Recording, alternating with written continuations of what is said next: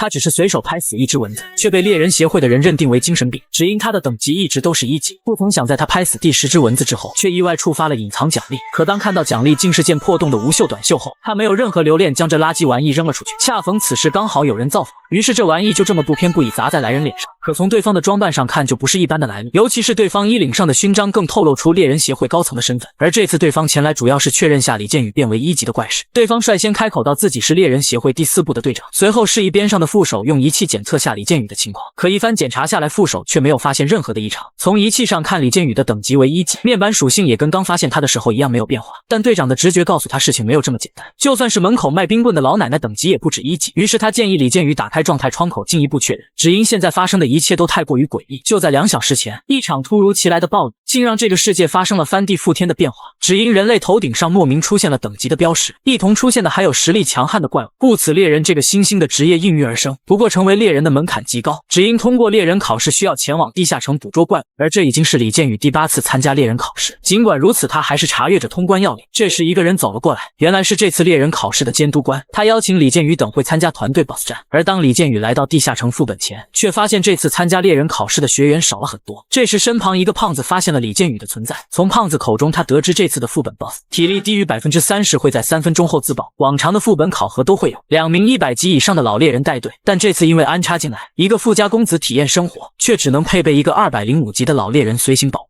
可这次的 BOSS 并不是一个人就能打败的，因为 BOSS 攻克到一半会源源不断出现小怪，故此老猎人对学员的要求只有一个，那便是负责干掉中间冒出来的小怪就行。而就在李建宇准备进入副本的那一刻，却被富家公子拦了下来。原来老猎人单挑 BOSS 顾不上保护他，故此他邀请李建宇和胖子一同组队。见状，胖子赶忙伸出了手握住富家公子，有这么一个攀高枝的机会怎会放过？可就在他们进入副本的那一刻，富家公子突然露出一脸狞笑。李建宇干掉面前的骷髅小怪后，却发现身后的学员们开始招架不住骷髅小怪的攻击。原来 BOSS 血量在老猎人的输出下已经来到了 30% 的分水岭。与此同时，无数骷髅小怪冒出地面，场面瞬间变得不可控。可李建宇却被眼前的骷髅小怪拦住，抽不开身。这时胖子猛然一个撞击来到了李建宇身前，他让李建宇去帮老猎人，但李建宇不放心胖子一个人抵挡骷髅小怪。突然富家公子拍了下李建宇的肩膀，让他以大局为重。随后李建宇看向老猎人，此时的老猎人双手持剑转换成防守模式，无奈的他只好带着富家公子加入 BOSS 的攻坚队，独留胖子一人防守住剩下的骷髅小怪。可即使是李建宇使出浑身解数， BOSS 的血量却足足还有 23%， 而3分钟的倒计时仅仅只剩50秒。他无奈地望向老猎人，希望能得到个方案，可老猎人却给他画了个大饼。话音未落，一柄长剑从身后袭来，在李建宇鼻翼上留下浅浅的剑痕。接着李建宇转身一个反打，长剑狠狠斩击在骷髅小怪，将其轰飞。等到站稳脚步后，正准备责问胖子，却发现足足10几只骷髅小怪奔袭而来。攻坚队的3人瞬间绷不住了。可当他们看到倒在地上的其他学员，老猎人这才意识到自己还是自大了，单凭他一个205级的猎人终究挑不起大梁，于是他赶忙下达了撤退命令。可就在这时，富二代的小腿被利刃洞穿，好在李建宇还未跑远，转身反打干掉骷髅小怪后，李建宇示意老猎人带着富二代先走。然而此时副本出口处足足围了20几只骷髅小怪，老猎人只能加入肃清骷髅小怪的队伍。可李建宇依旧没有放弃富二代，他将富二代扛在肩上，拼了命的朝副本出口跑去。与此同时，老猎人已经跟胖子肃清了那里的骷髅小怪。这时李建宇背上的富二代突然露出恶狠狠的狞笑，但李建宇只顾着奔跑，却没注意到这些。他转身干掉身后的骷髅小怪，正准备进入副本出口之时，刚好看到富二代嘴角上扬，露出狰狞的坏笑。李建宇不可置信地看着眼前的一切，富二代的笑声越发猖狂，随后一脚狠狠踹向李建宇。因为首领死亡时需要玩家在副本里才能计算，这时 BOSS 自爆的时间刚好来到临界点，嘣的一声响，整个空间瞬间坍塌。待到爆炸消散后，老猎人和胖子重新折返了回来，因为刚刚他们背对着李建宇，所以他们并不知道富二代对李建宇的背刺。这时整个副本开始阵战，情急之下老猎人只能带着胖子撤走。胖子早已泣不成声，千言万语汇聚成一句对不起。不知道过了多久，副本内的李建宇猛然睁开双眼，原来他并没有死于 BOSS 的自爆中，不过现在也处于濒死状态。他用尽最后一丝力气扒开倒塌的巨石，却意外发现刚刚的爆炸改变了副本的布局，眼前突然出现了一条崭新的通道，尽头赫然是一个神秘的传送门。感受着传送门内散发出的摄人威压，他止不住好奇，伸手探了上去，这才知道眼前竟是 SS 级地下城副本。要知道刚刚他们攻克的只是一个D级副本，而最顶级的 SS 地下城只有600级以上的猎人才敢攻克。他没有丝毫犹豫，转身就跑。可就在这时，一块巨石阻挡了他的退路，与此同时后面的通道瞬间坍塌，无奈的他他只好进入了这唯一的 SS 级地下城，可里面却没有想象中实力强大的怪物，放眼望去全是密密麻麻的墓。接着他猛然发现了诡异的一幕，墓地中间一个人影一动不动端坐在那里。他本以为人影是怪物，可当看清对方蓝色的等级窗口，当即松了口气，只因只有人类的等级窗口才是蓝色的，故此李建宇将对方当成了200级以上的猎人。可正当他靠近对方时，对方却一脸失望地将李建宇凶了一顿，只因李建宇的等级仅只有46级。不过随后他转念一想也释然了，毕竟他镇守这个墓地多年，200级以上进来的猎人同样没人能通关，只因在这里等级没有任何的意义，而仅看重这个人的命里硬不硬。听到这，李建宇瞬间觉得自己行了，毕竟自己大难不死才来到这里，足以说明一切。就当李建宇还想问点什么时，系统弹窗跳出，找到武器。这时对方的声音传来，提醒李建宇没事的时候多看看天空。而李建宇刚抬头望去，差点吓出心脏病来，高空坠物都不带这么玩的。看着眼前的武器，李建宇好似明白了任务的要求。这时身后传来一阵破空声，卧槽！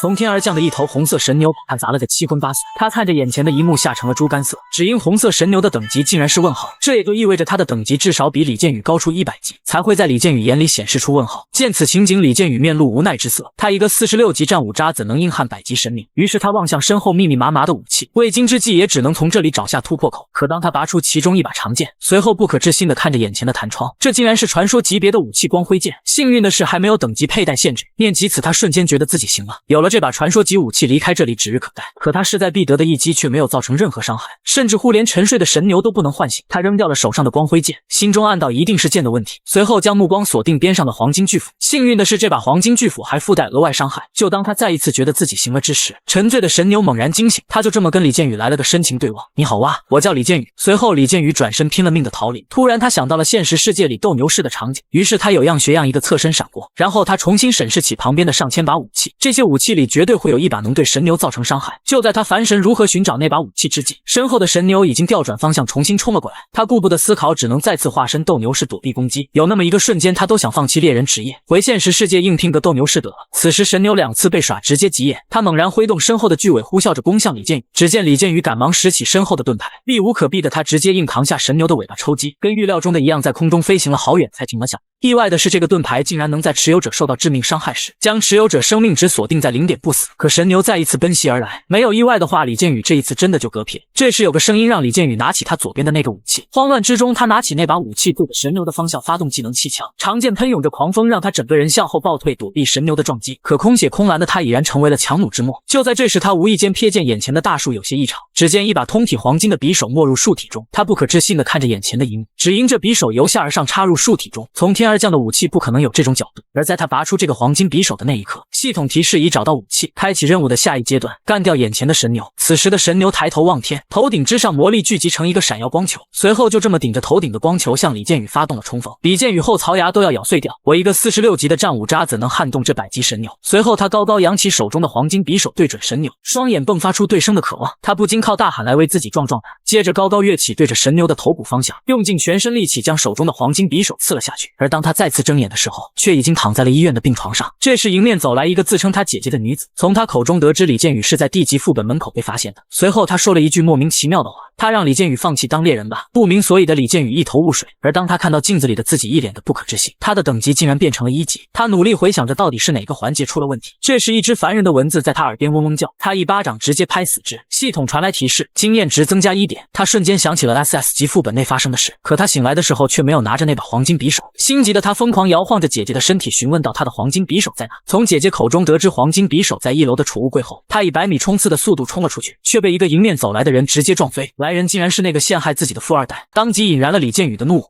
他猛然拎起富二代，管他是不是什么会长的孙子，可这却吓坏了身后的母亲，只因他不知道这是陷害他儿子的凶手，他只知道眼前这位是替他们家垫付了医药费的大恩人，而富二代更是顺着台阶说道这是他该做的。见状，李建宇也明白再这么争执下去也无济于事，经过一番努力让姐姐支走母亲后，他面色瞬间变得严肃起来。现在只有我们2个人，我希望能听到一个满意的解释。其实那天也只是巧合。富二代慢慢走到床边，放下了鲜花，接着说道，作为继承人，他每天都有任务考核，而那天的任务目标刚好是 BOSS 的掉落品，但 BOSS 自爆的时候需要有人在副本内才行，刚好李建宇就是那个最适合的人选。闻言的李建宇越发气愤，就为了那么一个继承人身份，竟就要牺牲掉他一条鲜活的生命，这才在富二代眼里看到他在意的东西。继承人身份就是他的一切，为了继承人，他可以肃清掉所有垫脚石，包括他的哥哥们。说罢，他还不忘嘲讽李建宇，像他这样的穷逼是不会懂的。李建宇怒不可遏，揪住他的衣领，可他身后的势力确实是李建宇无法企及的。其实李建宇只是需要一句道歉罢了，可他实在看不惯富二代的嘴脸。这时富二代话锋一转，表示看上了李建宇的妹妹。终于李建宇绷不住，可轰出的一拳却猛然停了下来，原来是被身后的胖子猛然抱住。胖子看到李建宇还活着，喜极而泣，就这么抱着李建宇死活不撒手。见状，富二代挥挥手离开，不打扰他们的雅兴。随后李建宇挣脱了胖子的熊抱，只因他要去找那把 SS 级副本产物黄金匕首。这时胖子突然想起来自己过来是送东西的，他这次来就是为了把李建宇被发现时握着的武器带过来。听到武器二字，李建宇猛地一惊，接着他兴奋的一把夺过黄金匕首，就是这玩意让他力挽狂澜拿下神牛的人头。胖子不解李建宇怎么对这把普通的匕首那么看重，他找人鉴定完就是一把100攻击力的白板匕首。可李建宇不相信 SS 级副本的产物会普通。到了晚上，李建宇终于知道了其中缘由，原来只有李建宇本人握上这把匕首才会显现出他真正的属性。这是一把攻击力5500点的神话匕首，当血量为0点时获得10秒无敌，并获得一击必杀特性，而相对应的持有者的等级和升级所需经验均为1，这也就意味着李建宇升级只需要1点经验而已。尽管对外显示的等级只有1级，但升级带来的属性却是实打实的。不过这么逆天的武器在自己手里始终是个烫手山芋。可在李建宇起了把它卖掉换钱的想法后，系统传来提示该武器已被李建宇绑定，那为今之计也只能稳住猥琐发育，毕竟匹夫无罪怀璧其罪。随后系统再次弹出跳窗，这把武器竟然还属于一个套装，可剩下的4件装备凑齐谈何容易。他无力的瘫软在床上，现阶段他也只能走一步看一步，先把自己的属性提上去才是硬道理。就在他环顾四周之际，突然发现耳边的蚊子嗡嗡叫个不停，一掌拍出任务目标完成+1，接着就是噼里啪啦的连环快打。但在拍掉第10只蚊子的时候，却没有想象中任务完成的系统弹窗出现。这时他猛然发现墙角有一个物体的阴影出现，他猛地一抬头，当即吓成了猪肝色。怎么这系统老喜欢整高空坠物这一套？再到烟雾散尽，一个通体黄金的宝箱出现在面前。可当看到奖励竟是件破洞的无袖短袖后，他没有任何留恋，将这垃圾玩意扔了出去。恰逢此时刚好有人造访，于是这玩意就这么不偏不倚砸在来人脸上。可从对方的装扮上看，就不是一般的来历，尤其是对方衣领上的勋章更透露出猎人协会高层的身份。而这次对方前来主要是确认下李建宇变为1级的怪事。对方率先开口道自己是猎人协会第4部的队长，随后示意边上的副手用仪器检测下李建宇的情况。可一番检查下来，副手却没有发现任何的异常。从仪器上看，李建宇的等级为1级，面板属性也跟刚发现他的时候一样没有变化。但队长的直觉告诉他事情没有这么简单，就算是门口卖冰棍的老奶奶等级也不止1级。于是他建议李建宇打开状态窗口进一步确认，只因现在发生的一切都太过于诡异。其实李建宇已经猜到了其中的缘由，果然所有的属性都是属于正常的范围之内，等级也是仪器测出来的1级，不过未分配的属性点足足有50点。很明显这就是刚刚击杀的10只蚊子带来的收益。李建宇庆幸没有一开始就用掉这50点属性点，不然这次的检查可蒙混不过去。这时系统传来提示让李建宇穿上隐形衣，不明所以的李建宇四处张望，刚好看到被扔在垃圾桶上的破洞短袖。可李建宇的系统弹窗只有他一人看得到，所以猎人协会的队长并不知道李建宇在找隐形衣。他眼神变得越发深邃，盯着李建宇，希望能从对方眼中得到他想要的答案。但李建宇却自顾自地捡起了破洞短袖，这可把队长看蒙圈了。刚刚李建宇可是要把它扔掉，无奈的李建宇只能开始狡辩，他表示破洞而已，缝缝补补还能用。见此情景，副手示意队长李建宇精神状态有问题，闻此队长也不再对此深究。不过他临走前狠狠盯着李建宇，让李建宇一有什么状况一定要第一时间上报，尤其是觉醒了什么特殊能力之类的。送走他们后，李建宇更加坚定了猥琐发育的战略，因为一旦被猎人协会发现他身上的秘密，指不定自己会变成手术台上的小白鼠。而当他穿上这件破洞短袖后，没想到这也是灵魂绑定装备。与此同时，一块墨绿色鹅蛋大小的石头出现在他的身后，他拾起这石头端详了许久，最后还是做出了决定，将石头靠近破洞短袖。不曾想一阵金光卸下，石头竟然直接凭空消失，接着整件破洞短袖泛起绿色的能量。下一刻系统弹窗显现出破洞短袖的介绍，原来这是一件非战斗状态的前行衣，只要蓝量足够能一直隐身下去。也许是鹅蛋石的功劳，前行衣上面的破洞自动修复。于是李建宇褪去身上的衣物，准备试验下隐身效果。看着镜子中没有自己的镜像，李建宇相当满意。随后他拾起自己的裤子，却发现隐身是有范围的。幸运的是，当他手持黄金匕首时能完全隐身，看来这两者适配度极高，以后甚至可以衍生出一种刺客暗杀打法，靠前行衣的隐身效果伺机而动，最后用黄金匕首的一击必杀特性秒杀敌人。想到这，他不禁为自己因祸得福而欢呼。等级降为1级又如何？有黄金匕首和前行衣在手，必将崛起。不曾想此时他的姐姐推门而入，他本想询问猎人协会的人来过没有，却看到了眼前社死到不能再社死的一幕，尖叫声瞬间贯穿整个夜空。饶是作为姐姐，她也觉得李建宇该看看心理医生。调整完心态的李建宇重新踏上了征场，他不过是随手斩杀了只怪物，却让身后的猎人追了整整9条街不放，只因这不是他一个1级玩家该有的实力。他原本也不想变成1级，可他那一击必杀的黄金匕首将他强行锁在1级。而当李建宇击杀10只蚊子完成新手教程那一刻，他需要击杀的怪物由蚊子上升到 BOSS 级别的存在。看着眼前如此离谱的任务要求，他清楚这都要归咎于隐形衣的逆天属性。可当他准备前往地下城猎杀 BOSS 级怪物之时，眼前赫然出现了猎猎人机构的守备队，他们不仅仅是站岗那么简单，更多的是在这里收取通过的保护费。但好在李建宇手持重宝隐身衣，当隐身衣暴露在空气中的那一刻，整个人瞬间隐形。接着李建宇就这么堂而皇之在两个守卫之间穿过，可下一刻却被一个技能传感器拦住了去路。灵机一动的李建宇瞬间解除隐身状态，然后在通过门的一刹那瞬间切换，再次进入隐身状态。这一套行云流水的动作一气呵成，用时 0.43秒。与李建宇那天下本不同，这里的地级副本入口处人影攒动，不过却没有一个人能发现隐身的李建宇。不幸的是，系统弹窗传来噩耗，原来剩余的蓝量只能支撑隐身状态40秒。念及此，李建宇当机立断，准备随便找个副本进入，可刚跑没几步，裤裆里的手机却震动了起来。原来是 B 级地下城通关失败导致怪物跑出，猎人协会迅速号召附近的猎人前往12区肃清怪物，而12区刚好就是李建宇目前所在的区域。话音未落，身后的蜥蜴人手持武器破窗而出，但李建宇丝毫不慌，因为他的隐身还能持续40秒。可蜥蜴人竟不按常理出牌，径直朝他杀了过来，仅仅只是一击就将他打至濒死状态，他无力的瘫软在地上，隐身状态瞬间消失。原来隐身在等级悬殊太大的情况下是会被看到，可也是蜥蜴人的这一击让李建宇达成了黄金匕首的技能条件，生面值降为0时，获得10秒无敌，并拥有一击必杀特性。念及此，他迫不及待想要试验一下这神奇的效果。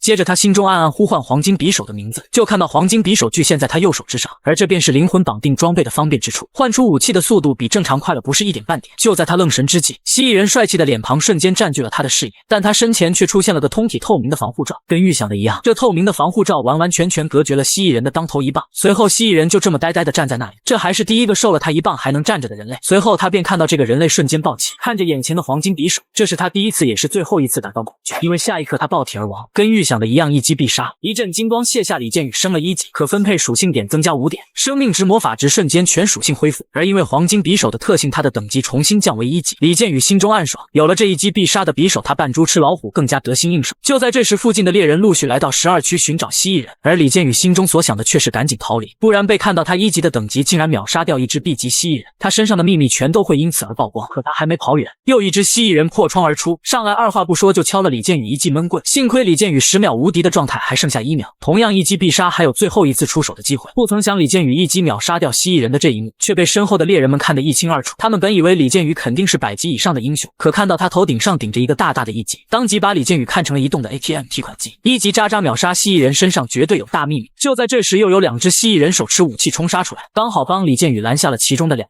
而作为队长的大刀男当机立断放弃了他的队友。此时的他眼里放光盯着李建宇，他认定了李建宇手中绝对有破坏平衡的道具。这时迎面走来几位玩家，李建宇趁机进入隐身状态，光头不解地看向大刀男。原来这2人平常有一起下过本，在得知李建宇只有1级就秒杀掉了蜥蜴人的壮举，大刀男大胆猜测李建宇手里必定有着神话级以上的装备。光头附议，2人2一天作5，当即准备做掉李建宇功劳对半分。而他们对话的内容刚好被躲在暗处的李建宇全部记了下来。不过君子报仇10年不晚，眼下还是先找个副本才是上策。不曾想却踩到脚下的玻璃发出声响，瞬间惊动了还在谈话的鬼祟2人组。顺着声音传来的方向，大刀男手舞大刀奋力一挥，竟就将李建宇隐身状态打破掉。李建宇赶忙打开状态窗口，将剩余的35点属性点加在了敏捷上。在敏捷突破50大关的那一刻，他因此获得一个名为冲刺的技能，这移动速度提升50%的神技，在这种时刻简直是天降甘露。更幸运的是，前方竟然有一个地下城入口，故此李建宇当即开启冲刺技能。在进入地下城的那一刻，他还不忘给对方比了个国际手势表示慰问。对方就这么怔怔看着眼前的洞口，他们懊悔到嘴的肥羊就这么废了。大刀男提议在这里蹲点，等到任务失败，那家伙自然会被强行传送出来。只因刚刚的那个 C 级副本一个人是无法通关的，光头男却不这么认为，毕竟这个隐身的家伙可是能干掉 B 级蜥蜴人的存在。闻言的大刀男自信满满，因为在这之前他进去过这个副本，而这个副本相对有点特别，所以这个会隐身的家伙绝对活不下去。只因他的运气足够逆天，但他却因此惹来其他猎人的追杀。为躲避追杀的他只能逃进一个 C 级副本内。他扶着老腰一阵唏嘘，这副本的进入方式真要改一改，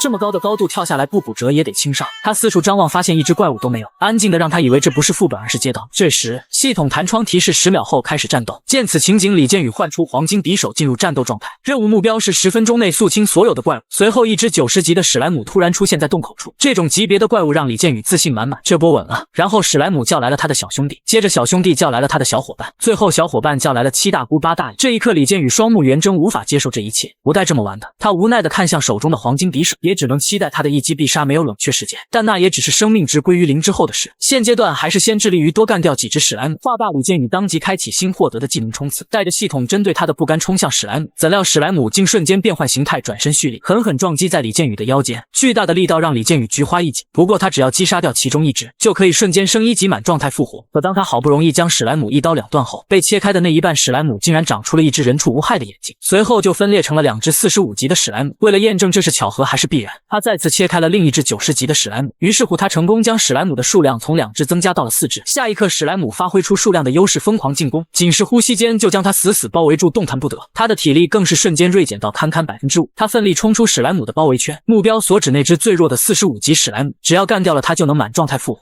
可边上的史莱姆横空一拳打消了他的美好念想，甚至直接把他的帽子打飞掉，他的血量也毫无意外掉到了0点。另一边副本入口处，大刀男坚信李建宇必定会失败，因为没有人能在10分钟内干掉300只会分裂的史莱姆。可光头却相当不解，毕竟李建宇已经进入副本长达5分钟了。闻言的大刀男望向空洞的副本，心中一丝不祥的预感油然而生。事实证明他的预感是对的，因为李建宇已经找到了突破口。他凭借生命值为0后黄金匕首的一击必杀特性，疯狂收割着史莱姆的人头，灭掉一只就是实打实的5点属性点。在他足足灭掉300只史莱姆后，可分配的属性点高达1500点。可他的等级因为黄金匕首的契约性还是降为1级，但1500点的属性点直接抵上普通猎人10年的升级量，而他仅仅用了9分20秒便完成了这项壮举。但他知道300只史莱姆只是一道开胃菜，作为 C 级副本必定会有更强大的 BOSS 存在。随后在这20秒的等待时间里，他赶忙收走刚刚300只史莱姆的战利品，随即他猛然想起刚刚的大刀男他们，那群家伙估摸着在等他任务失败捡便宜。不过他李建宇注定是要干掉 BOSS， 杀穿这个 C 级副本，狠狠打那班家伙的脸。可当 BOSS 现身的那一刻，李建宇双目圆睁，陷入了沉思。他没想到 BOSS 竟会是这在空中飞的飞龙，他疯狂地逃窜着，但凡跑得慢一步就会被飞龙的吐息烧得灰都不剩，而飞龙就这么盘旋在空中远距离吐息。他急需一个机会用黄金匕首的一击必杀特性直接秒掉飞龙，于是他望向刚刚击杀300只史莱姆掉落的物品，随后一把长枪巨现而出。虽然看着破破烂烂比不上黄金匕首，但是用来当标枪用绰绰有余。为了提升标枪的精准度，他甚至将冲刺的速度提升附加在标枪之上，可现实却是连飞龙的尾巴都没摸到。下一刻便迎来了飞龙爱的吐息，无奈的他只能夹着尾巴四处塞着。他赶忙换出系统状态窗口，将刚刚获得的1500点属性点全部加在了力量上。果然在高属性力量的加持下，这次掷出的长枪在飞龙身上留下了深深的印记。一击奏效的他将其他的武器一一掷出，在飞龙身上爆出了一串串美妙的数字，可这也彻彻底底激起了飞龙的怒火。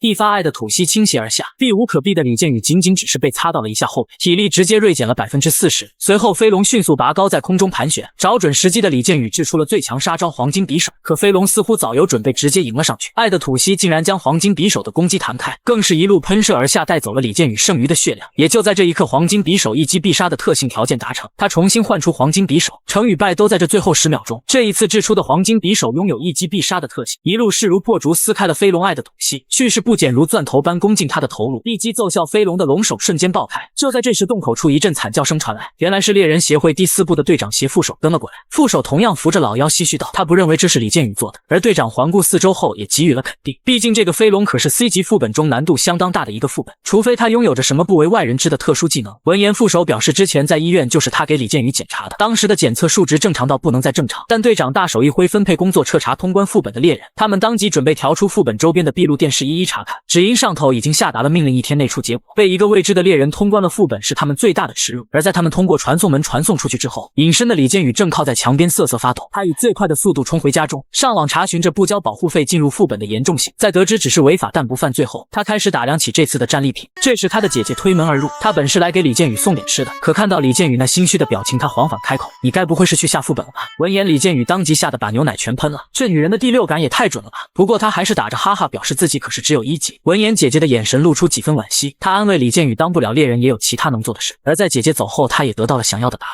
不交过路费进副本并不算犯罪，只需要补缴费用即可。不曾想他盘点着飞龙 BOSS 的战利品，却发现了一个属性逆天的项链。时光倒流到10秒钟前，就在他思索着怎么处理这条项链之际，桌上的手机响了起来。胖子不知道该不该给李建宇打这个电话，他成功通过了猎人考试的考核，然而他却高兴不起来，因为他迫于生计要跟富二代组队下本。闻言的李建宇心头一惊，他当即来了兴趣，赶忙问细节。原来富二二代即将迎来继承人的最后一场测试，考核内容为领导能力测试。念及此，李建宇一个绝妙想法迸发出来。画面一转，副本进口处，一身金甲的富二代慷慨激昂，鼓舞着士气。此次副本的第一要素就是安全，怪物没了可以再抓，人没了就真的没了。此时不远处隐身的李建宇默默观察着，没想到富二代这厮画大饼挺有一套。随后富二代自信满满来到猎人守卫跟前，只要他能关掉这个检测进入副本人数的装置，就能确保这次副本通关万无一失。在金钱的魅力下，他们达成一致。原本是一个4人本足足进了一个足球队的人，而这一幕全被一旁的李建宇尽收眼底。这时李建宇发现人群中的胖子，从这家伙闷闷不乐的脸色能看出他的不情愿。他始终觉得自己这么做间接伤害到李建宇。此时传送门入口处，富二代整装待发，他让所有人手牵手，以确保进入同一个副本。而在最后一个人进入副本后，李建宇缓缓照出道具窗口，拿出一块鹅卵石，有了这东西便能追踪到富二代进入的副本。随着李建宇缓缓走进传送门，一个让富二代崩溃的计划拉开序幕。另一边副本内狼蛛嘶吼声不断，富二代作为最高领导人挑起了大梁，面对副本上空不断袭来的狼蛛，以他现在的实力完全应对自如，而他骨子里还是看不起比他弱的猎人。不过为了继承人的身份，现在还不是翻脸的时候。另一边胖子带领的队伍早已肃清了那边的狼蛛，富二代怎么也没想到，当初为了李建宇招安的胖子，现如今却成了自己最得心应手的左膀右臂。而在他小心翼翼推开 BOSS 房间大门后，却连一根毛都没见着。这时胖子走了过来，他将整个副本搜了个底朝天，硬是没看到半只狼蛛，应该是过副本的系统出了问题。闻言，富二代当即带着众人退出副本，再来一次。殊不知隐身的李建宇就这么站在房间里，这里的 BOSS 狼蛛就是被他一人所灭，而且这样的操作足足持续了3次。回到家后，他迫不及待上网看看富二代有没有发帖求助这个本，不曾想却看到另一则关于他的热搜：1级猎人单刷 C 级副本还没有出现副本失败的消息。闻此，李建宇暗道：这下麻烦大了。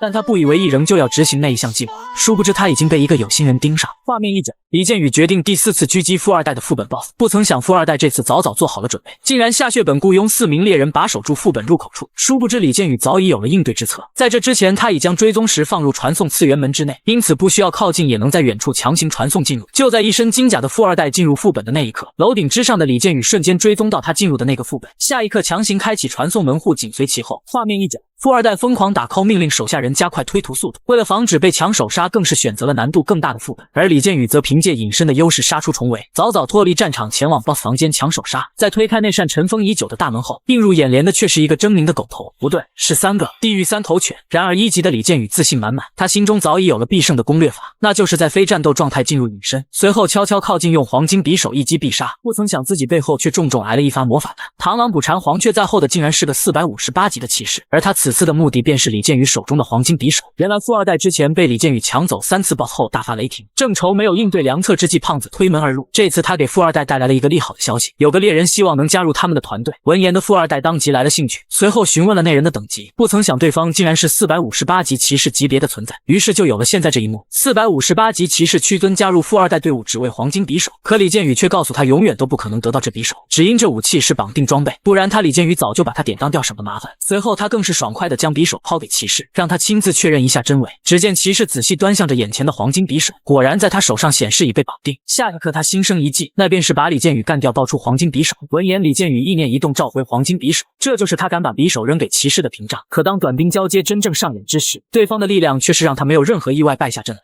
手中的武器更是直接被骑士打飞掉。慌乱之际，他赶忙照出系统弹窗，将所有剩余未分配点数悉数梭哈给力量。随后他一压帽檐，准备进入隐身状态，再寻找机会一击必杀骑士。不曾想他的隐身却被骑士一眼看穿，他难以置信地看着眼前的一切。此时胸口已被对方的骑士长枪洞穿，可却也因此获得了10秒无敌的特性。形势在这一刻迎来了反转。然而让他没想到的一幕是，这458级的骑士竟然拔腿就跑。原来对方早已摸清黄金匕首10秒无敌的特性，他要做的就是拖延住这黄金10秒。另一边李建宇看向不远处的地狱3头犬，黄金匕首深深刺入，是开始也是结束。地狱3头犬毫无意外被李建宇一击必杀。与此同时，在被击杀的那一刻，传送门瞬间出现，李建宇击杀5只 BOSS 的任务提示完成。接着他熟练地收起地狱3头犬击杀的战利品，随后头也不回地走进传送门中，丝毫不理会身后骑士的无情嘲讽。骑士怒不可遏，提剑就是一个冲锋。李建宇就这么默默看着骑士，他早已看穿了骑士的动作，他抬脚就是一个侧踢，结结实实击中骑士的头盔。不曾想骑士的庐山真面目露出来后，却让李建宇感到一脸的不可置信，对方竟然是个女生，不准确的说应该是个少妇。见状他挥了挥手作势准备离开，可却被传送门弹了回来。只见传送门竟然被一股未知的力量封印住，他不解地看着眼前的一幕，还真有人闲到花重金封住传送口。可当他看到身后来人之后也释然了。富二代一脸自信地看着他，这一次我看你往哪儿跑。只因富二代怀疑女骑士跟李建宇是一伙，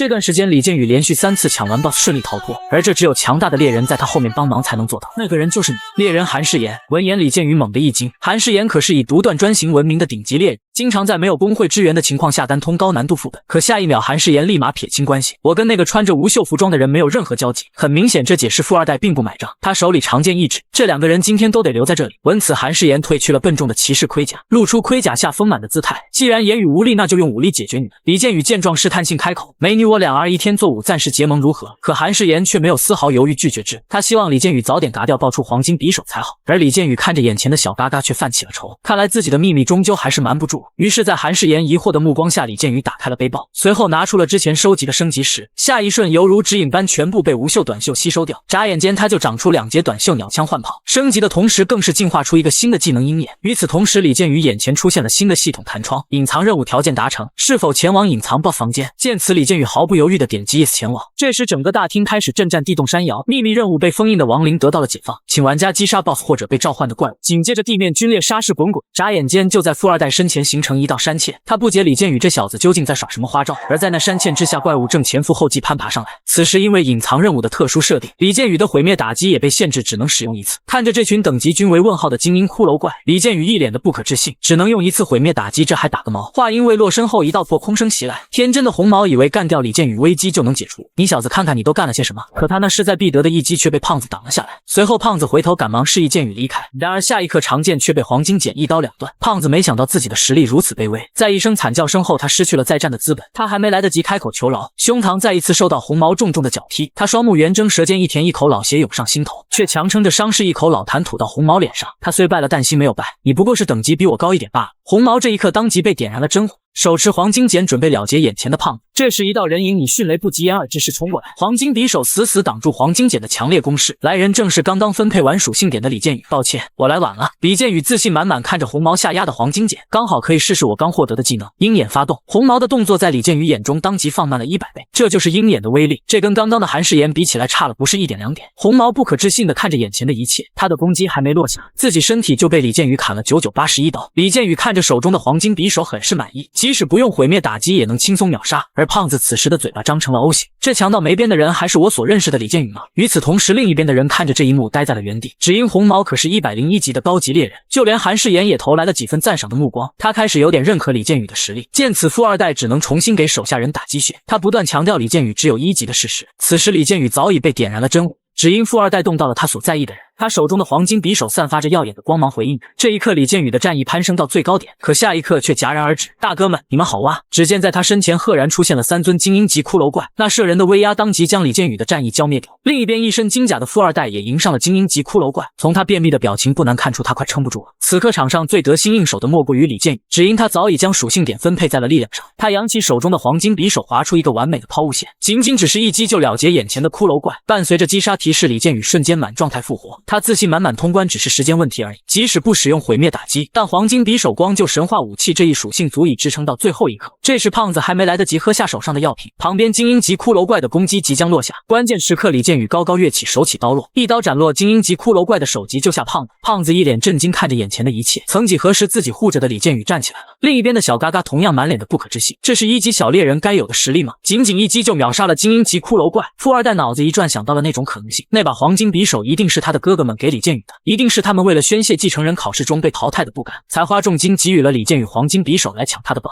闻言的李建宇气得后槽牙都快咬碎掉，这黄金匕首明明是他千辛万苦得到的，到他们嘴里反而变成别人送的了。这时另一边韩世炎的战斗拉回了李建宇的视线，手中长剑每一次斩击就能带走一只骷髅怪，那纵享丝滑般的连招犹如在跳芭蕾般令人心动。闻此李建宇的脸庞当即泛起了2抹红晕。这时李建宇猛然发现韩世炎身后突然冒出一只骷髅怪，可韩世炎的目光却是转向了另一侧，此刻再提醒已经来不及了。危急时刻，李建宇直接甩出了黄金匕首，在韩世炎不明所以的目光下结果了骷髅怪。随后李建宇意念一动，召回黄金匕首，在韩世炎面前狠狠秀了一把。刚刚只是手滑了一下，匕首脱手而出，如果不小心影响到你了，还请见谅。韩世炎没有任何回应，转身留给李建宇一个背影。下一刻，在李建宇讶异的目光下，韩世炎高高跃起，越过李建宇，手起刀落，一剑结果了李建宇身后的骷髅怪。礼尚往来，弟弟，姐不欠你了。这时李建宇对着对面3只弱鸡开始了嘲讽，对此韩世炎表示不解，光是骷髅怪就有点应接不不暇了，你惹怒那些弱鸡有什么用？与此同时，李建宇身后传来了一个熟悉的声音：“我也会帮忙的。”原来是胖子喝下了李建宇的药瓶，已经恢复，迫不及待的他恳求加入战场。然而这时一道突如其来的断层拦住了对面3弱鸡。与此同时，李建宇边上也出现了断层，竟就将李建宇一人单独隔离开来。原来隐藏任务第1阶段已经完成，现在断层是第2阶段的任务，玩家需要做的是在2分钟内移动到安全地带。这时手持大刀的弱鸡一个不慎掉入了断层之中，伴随着惨叫声缓缓传来，他就这样失去了气息。李建宇很清楚当务之急是跟对面的韩世炎和胖子会合，可看着眼前的断层越来越宽，李建宇当即没了脾气，跳过去的话只能跟刚刚的弱鸡一个下场。尽管很舍不得，李建宇还是掏出了之前的战利品项链，只因他的主动技能逆行能强行回溯到10秒前。这时身后突如其来的攻击打断了李建宇的施法，富二代这阴魂不散的家伙这时候冲杀过来，他陷入如此险境全都拜李建宇所赐，殊不知这一切都是他一人咎由自取。李建宇扬起黄金匕首挡住了这势在必得的一击，不曾想忘记了背包还处于开启状态，震动过后物品接二连三散落在地，一同散落的还有李建宇心痛到滴血的心，要知道这可都是钱啊！怒不可遏的李建宇抬起右脚准备逼退富二代，与此同时富二代的攻击也落到他身上，最终落得个两败俱伤的结果，两人双双掉落断层之中。李建宇看着底下的断层，脸上露出讶异之色，难道我的生命就这样到尽头了吗？这时他突然发现左手握着什么东西，没想到逆行项链还在手上，原以为他刚刚也掉到了地上，果然上天都不愿意收我。伴随着一阵耀眼的光芒逆行发动，可项链一顿操作猛如虎，带着李建宇回速，结果却在距离地面 0.5 米处停了下来。李建宇带着不甘急速下降，这10秒为什么能这么短？李建宇已经遭遇了2次富二代的背刺，第一次是猎人考试那次，他被富二代背后使刀子踹进爆炸的腹部，若不是主角光环他已命陨当场。第2次则是隐藏副本，这次他与富二代两败俱伤，双双掉落悬崖，但很可惜今非昔比，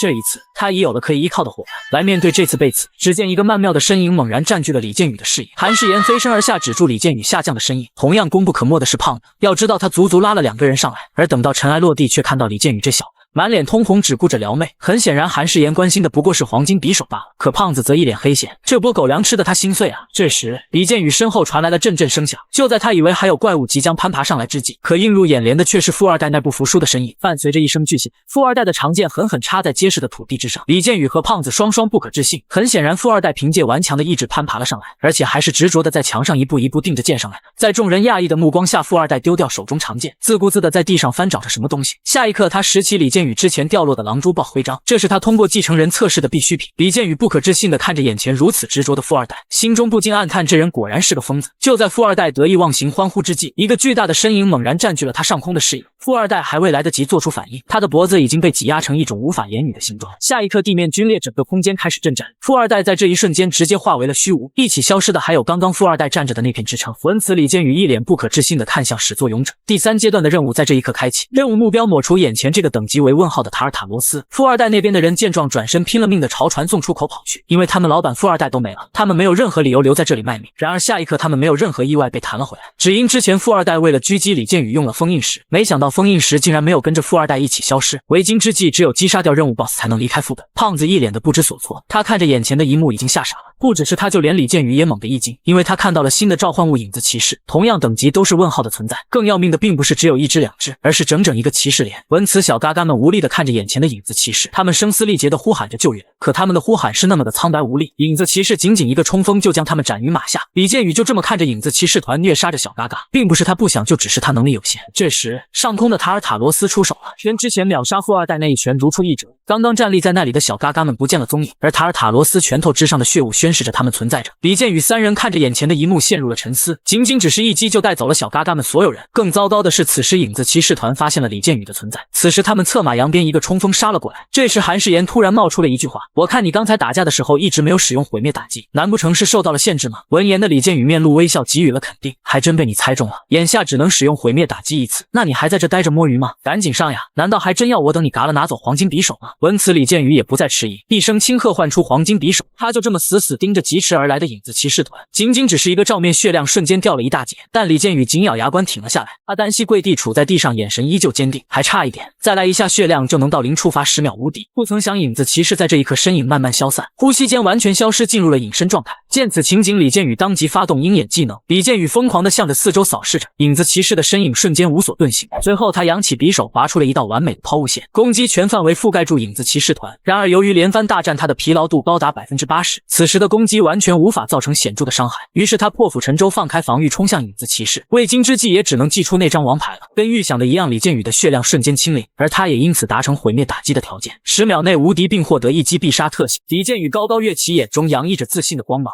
反击的号角在这一刻打响。毁灭打击之下，众生皆蝼蚁。这一次黄金匕首划出的完美抛物线神挡杀神，7秒钟，李建宇足足用了7秒钟肃清了影子骑士团，可他的技能也因此全部用完，只剩下3秒钟应对最终 BOSS 塔尔塔罗斯，而且只能采取近身肉搏战。下一刻，塔尔塔罗斯讪讪一笑，拳头挥舞着带出一阵狂风，呼啸着袭向李建宇。闻此，李建宇笑得越发癫狂，还真是瞌睡时有人送枕头。在黄金匕首接触到塔尔塔罗斯拳头的那一刹那，毁灭打击技能发动，塔尔塔罗斯没有任何悬念，直接化为了虚无。他无力地呐喊着，希望以此来改变被毁灭的命运。然而这都是徒劳的，李建宇无力地处在原地。此时他的疲劳度再一次攀升。这时韩世妍的声音传了过来，他大声呼喊着李建宇让他躲开。闻言的李建宇不明所以地望向他，他不知道要躲开什么。下一刻，一把长剑猛地洞穿李建宇的胸膛，长剑止不住去势，还在一步步向前。李建宇在这一刻当即绷不住了，两眼一翻，直接晕死了过去。紧接着身后猛地一个踹击将李建宇猛然踢醒，始作俑者竟然是已经死去的富二代。可看着他头顶上红色满是问号的等级，毫无疑问他已不再是人类了。就在之前，他被塔尔塔罗斯一拳砸下断层之际，他看到了断层之上的李建宇，心情久久不能平息。此刻他的不甘如泉涌般喷涌而出。这时有个诡异的声音在他身后响起：放弃做人吧，我将给予你力量。富二代看着眼前是否放弃做人的系统对话框，他嘴角微微上扬，露出狰狞的狞笑。放弃做人又何曾不可？于是他毅然决然地点击 Yes 按钮，不再做人。所以就出现了富二代魔化归来的这一幕。隐藏任务在这一刻迎来了刷新，解决眼前放弃做人魔化后的富二代。这时李建宇身后的胖子提着大剑就是一个冲锋，此时的他满血满蓝冲了过去。富二代单手一抬空手接白刃挡下胖子的攻击，下一刻胖子的脸庞如遭重击，整个脸扭曲的看不出人样。李建宇看着胖子飞出去的身影，久久不能平息，那头栽葱的角度看着都疼。待到烟雾散尽，胖子满嘴血迹，早已失去了气息。这时韩世妍挺身而出，亮剑杀了过来。富二代再一次空手接白刃，复刻刚刚的做法。韩世妍的长剑在南寸进被死死钳制住。下一刻，富二代43码的大脚印在他平坦的小腹上。韩世妍怎么也想不到自己458级骑士降为打击，最终也落了个一脚秒杀的地步。眼下这最后一丝血皮即将被富二代彻底抹杀。李建宇心急如焚，看着眼前的一切，可此时的他所有攻击技能都进入了冷却。一声巨响，富二代的攻击竟然落到了空处。他不可置信看着刚刚闪过的身影，原来是危急时刻李建宇发动隐身技能，在抱上韩世妍的那一刻一起隐身躲避攻击，可最后却迎来了韩世妍的谩骂：你是笨蛋吗？而李建宇则深情款款望着扬怒的韩世妍，他理所当然认为这是爱的鼓励，可这爱的温存才持续了3秒钟，身后的富二代便提着长剑缓步走来打扰雅致。李建宇没有选择迎难而上，临走之际他对韩世妍留下遗言，待他死后这把黄金匕首就归他了。闻此韩世妍怒斥李建宇：开什么玩笑，给我活下来啊！混蛋，果然你还是关心我的，等我。可李建宇此时却没有任何角度赢过富二代，只因现在没有体力，没有技能，但他依旧意志坚定如铁，提剑就是一个冲锋。既然如此，那就瞄准要害之处一击必杀。可真对上了那把长剑，别说瞄准要害攻击了，就连抵挡都成问题。此时右手已经被富二代的攻击震麻掉，李建宇艰难地把匕首换到左手，一个上挑再次被富二代的长剑架住，而且巨大的力道更是让匕首脱手而出。紧接着李建宇胸膛狠狠挨了富二代一击膝撞，然后一把下压的长剑猛然占据了李建宇的视野。慌乱之际，他低喝一声召回黄金匕首，险之又险，堪堪挡下这势大力沉的一击劈砍。难道我的生命就这么结束了吗？此时李建宇的疲劳度上升到 95%， 他仿佛已经看到地府的孟婆在向他招手。他原本只想简简单单过平凡的生活，事情发生到这种地步，究竟是哪一步走错了？旋即他紧咬牙关坚持了下来，只因他想起了自己当猎人的初衷。这时李建宇一脸疑惑望着眼前的一幕，只见一条泛着红光的绳索猛然占据了他的视野，而绳索的尽头赫然是魔化后富二代的心脏。李建宇无力地抬起黄金匕首，只因绳索里有个声音呼喊他，让他跟着他遵从自己内心的想法。下一刻，黄金匕首大展神威，仅仅一个照面便将富二代的长剑一刀两断。失去武器加持的富二代战力依旧恐怖，他挥舞着拳头，虎虎生风，再次攻向李建宇。而李建宇一个侧身闪过后，以一个刁钻的角度将黄金匕首刺入富二代胸膛，伴随着黄金匕首发出嗡嗡声回应着。毁灭打击在这一刻绽放着耀眼的光芒，没有任何意外，富二代化为了虚无，而被黄金匕首毁毁灭打击处决的对象连渣都不剩。李建宇无力的跪倒在地，连番的持续战斗让他的疲劳度再次上升 5%， 此时已经达到了 100% 的临界点，他再也支撑不住，彻底昏死过去。弥留之际，他仿佛感受到了倾盆大雨，他看到了地上密密麻麻的怪物尸体，而且这都是未曾见过的高级品种，边上同样散布着失去气息的人类。可李建宇很清楚自己没见过这些人。李建宇感受到自己雨水拍打在身上的触感，但总有一种不自在的感觉无法用言语表达。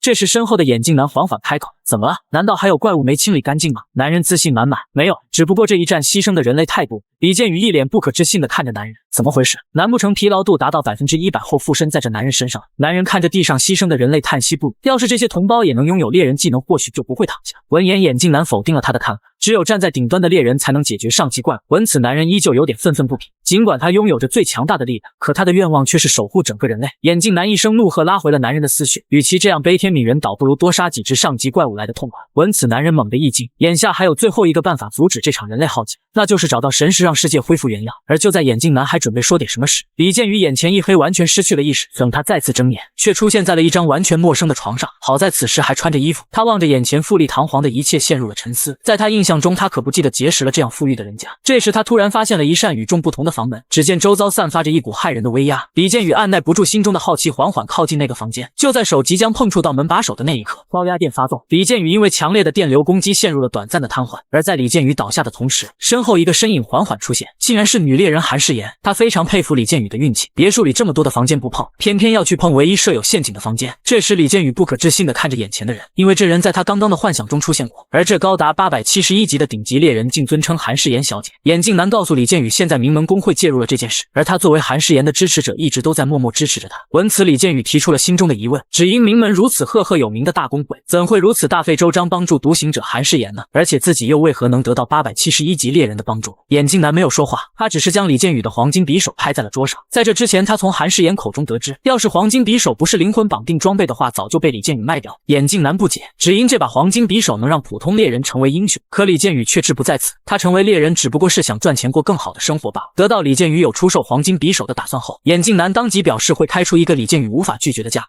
只要在丢失的土地那里交易，就能无视灵魂绑定这一特殊设定进行交易。那是一片因为攻克副本失败而被怪物占领的土地，可却也因此能无视各种特殊设定。韩诗妍率先开口：1000亿韩元买断李建宇的黄金匕首。李建宇不解，神话武器固然稀有，但1000亿韩元远超这把黄金匕首的价值。他希望能知道真正的理由。闻言的眼镜男打断了两人的谈话，只因这个真相不能告诉李建宇。可韩诗妍觉得这并不是什么见不得人的秘辛，他告诉李建宇，只因这把黄金匕首是他哥哥的武器，他的亲哥哥大巨变最初的猎人韩成俊的遗物，他有着最强神话武器，却想把它卖掉。可对方出价1000亿韩元，他又不卖，只为了追求那虚无缥缈真正购买的理由。就在李建宇得知黄金匕首是韩诗妍哥哥的遗物后，眼镜男希望李建宇能按耐住好奇心，保守这个秘密。只因韩成俊的资料在猎人协会里属于高度机密，李建宇深究下去必定会给家里带来不必要的麻烦。闻此，李建宇权衡利弊，决定不再多问。以郑时勋为首的猎人协会的能力完全能把自己扼杀。可李建宇看着手中的照片，却突然反水，他表示自己改变主意，不想卖武器了。闻言的眼镜男按耐不住，准备拔出腰间的短刀，这可把李建宇吓成了猪肝色。闻此，眼镜男收刀，自顾自地掏出早已准备好的协议书，内容看着中规中矩，无非就是1000亿买下神话级武器黄金匕首。可李建宇看着最后一条协议，却泛起了愁，竟然要求他要接受韩诗妍的监视和跟踪。闻此，李建宇瞬间暴起，他不会屈服于这不平等条约。紧接着，韩诗妍带来了另一个重磅消息，因为猎人协会已经知道了黄金匕首的存在，李建宇不签协议，那也只能将匕首拱手让给猎人协会。可李建宇实在是不想签这协议，因为他还发现里面写着韩诗妍死亡协议作废，这可把李建宇给整懵了。凭什么韩诗妍死亡要回收他的合同金？就在李建宇和韩诗妍吵得不可开交之际，眼镜男表示他有一计可以完美解决。然而两人依旧不理会他自顾自的争吵。见此情景，眼镜男掏出了他那30米长的大刀，随后他缓缓道出了解决方案，那就是两人结婚。不管是韩诗妍需要的密切监视，亦或是李建宇想要的足额1000亿韩元，只要两人结婚都能得到完美的解决。这么一个连大明星都比不上的漂亮老婆，谁能拒绝的？李建宇当即同意了下来，不过还是要委婉一下，表示这也是无奈之举。可他俩没发现的是，韩诗妍此时犹如杀神降世，整个房间都充斥着他那无形的杀气，伴随着阵阵惨叫声，他们所处大厦的那一层玻璃尽数爆裂。看着李建宇被揍成猪头的脸庞，很明显他屈服了，含泪签下了韩诗妍那不平等的协议书。此时李建宇的属性也完完全全暴露在韩诗妍面前。可韩诗妍不解，李建宇这比自己还弱的属性怎么就能干掉富二代呢？而李建宇也说不清其中的所以然，他只记得弥留之际眼前出现了一条绳子指引着他。闻此，韩诗妍决定不再深究那虚无缥缈的东西，他猛然想起击杀富二代时没掉落战利品，为此他决定再次前往那个副本查探一番。而李建建宇因实力低下被留了下来打扫卫生，百无聊赖的他坐在沙发上打开电视消遣时间，却意外发现电视正在播报他们下副本的事情。地级副本内20多名猎人无故失踪，唯一一位幸存者却陷入了昏迷。闻此李建宇猛地一惊，这可是他最好的兄弟胖子金明熙。当天夜里，李建宇摸到了胖子所在的医院，可出入口早已被猎人协会的人围得水泄不通。然而李建宇隐身前行医在手，这种程度的防御线完全拦不住他。以李建宇目前的蓝量来推断，他的隐身状态能持续8分钟之久。随后他尾随一个记者来到医院的住院区，可偌大的区域愣是一个人影都没看到，很明显这里早已被猎人协会的人控制住。经过一间一间的寻找，他总算找到了胖子的房间，可这房门把手上却有着韩世妍别墅里一样的禁制，这更加确定了胖子在这里面的可能性。突然一只大手猛然占据了李建宇的视野，紧接着胖子突然出现示意他不要出声，原来这都是猎人协会设下的陷阱，为的就是将副本20多人失踪的幕后黑手引出来，而这背后的操盘手就是猎人协会的郑世勋。只因他把这个事件定义为杀人事件，而杀人凶手肯定会来灭掉金明熙这一活口，因为副本的次元门入口那存在追踪时的痕迹，所以郑世勋把这定义为仇家追杀富二代的事件。闻此李建宇当即头疼起来，他原本只是想抢掉富二代的 buff 而已，没想到事情发展到这一地步。话音未落，胖子从身后慢慢掏着什么东西，不得不说胖子藏东西的手段确实非同凡响，只不过这气味属实有点熏人。原来击杀魔化富二代的战利品就是这颗紫色珠子，能够通过它进入一个新的副本完成隐藏任务。此时距离珠子的使用时效只剩下11分钟不到，恰逢此时有人推门而入，而李建宇见状立马进入隐身状态。来人正是猎人协会的郑世勋，他本想询问胖子为何在这个房间，可却意外发现半空中悬浮着一颗紫色珠子。后知后觉的李建宇这才知道紫色珠子没跟着自己隐身，看来这玩意是任务物品，不在隐身行列。下一刻医院就出现了诡异的一幕，猎人协会的郑世勋竟然追着一颗珠子跑，这一幕也被边上蹲点的狗仔记者拍了下来。然而李建宇此时早已使用紫色珠子进入副本之中，不曾想他的身影却在最后一刻被记者拍了下来。进入副本的李建宇看着眼前熟悉的一幕思索着，这时身后传来了一个熟悉的声音：李建宇，你终究还是来了。李建宇不可置信地看着男人，这人怎么会在这里出现？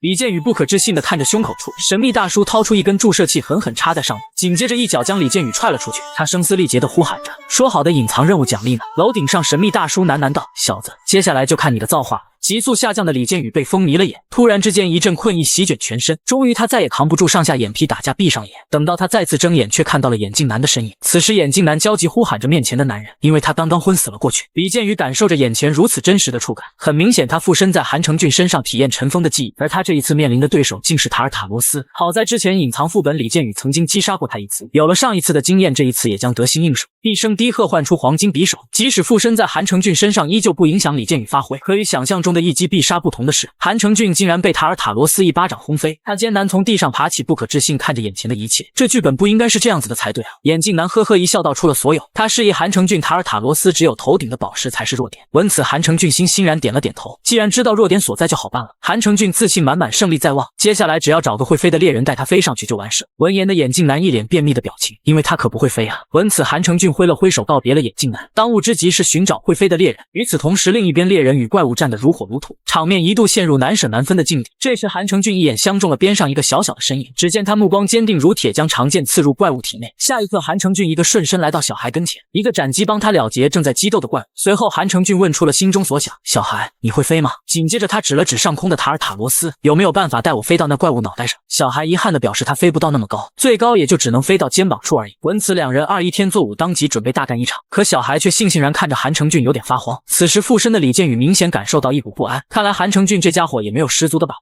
于是乎在小孩的帮助下，韩成俊飞了起来，目标直指塔尔塔罗斯。转瞬间小孩就将韩成俊送达目的地。韩成俊自信满满，接下来就轮到自己的个人秀。他一步踏出，朝着塔尔塔罗斯发动冲锋，就跟预想的一样，击碎塔尔塔罗斯头顶的宝石。失去宝石的塔尔塔罗斯发出震天巨吼，他的生机随着吼声的衰弱而消散。与此同时，失去支撑的韩成俊由天空坠落，他赶忙打开背包寻找着能够缓冲的物品，随后一顿操作猛如虎，一看效果没卵用。看着越来越近的地面，李建宇也坐不住了，难道自己也要这么砸死了吗？关键时刻，刚刚的小孩站了出来，他紧紧抱住急速下坠的韩成俊。谁能想到大名鼎鼎的韩成俊被一个小孩给救了？他一脸感激地望着小孩，询问着小孩的名字，怎料小孩却报出了个意想不到的名字：郑世勋。李建宇不可置信看着眼前的小孩，这小娃子竟然是现在猎人协会的扛把子郑世勋。画面一转，李建宇的思绪重新被拉回现实世界。与此同时，他身后竟长出了一对黄金翅膀，而就在他距离地面还有半米之际，他的黄金翅膀因为蓝亮见底瞬间消散。于是乎他便用帅气的脸庞跟地面亲密接触。待他起身后，却发现神秘大叔出现在身后，他再也控制不住自己，一把揪过神秘大叔，可他却从神秘大叔的身上直接穿了过去，仿佛在那里的只是一个灵魂。他怒不可遏地质问着大叔为什么这么做，而大叔却表示这是一个考验。为了弥补李建宇，神秘大叔决定解答他一个问题。于是乎，李建宇想起了跟韩世妍的不平等条约，他思索了一番，开口询问黄金匕首可否转让。闻言的神秘大叔摆出一副无所不知的模样，最后却表示他也不知道，因为灵魂绑定装备只有设计师才知道转让方法。不过很显然现阶段是不可能见到设计师的。李建宇自信满满询问到，设计师是韩成俊吗？神秘大叔看破而不说破，这个答案等你收集到完整的套装自然知晓。